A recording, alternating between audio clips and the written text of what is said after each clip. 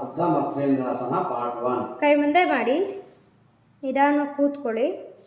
ಒಂದೊಂದೇ ಕಾಲು ಮುಂದೆ ಚಾಚಿ, ಹಾಗೆ ಎಡಗಾಲು ಒಳಗೆ ಮಡಚಿ, ಬಲಗಾಲು ಎಡಗಾಲು ಮಂಡಿ ಪಕ್ಕ ಮಡಚಿ, ಹಾಗೆ ಪಾದ ಇಟ್ಕೊಳ್ಳಿ. ಹಾಗೆ ಹಿಂದೆ ನೋಡ್ತಾ ಇರಿ. ಒಳ್ಳೆ ಉಸಿರಾಡಿ.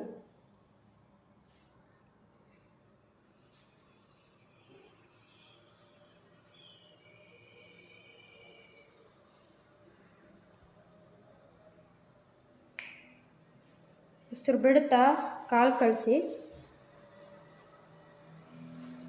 ಉಸಿರೆಳಿತಾ ಮೇಲೆ ಬನ್ನಿ.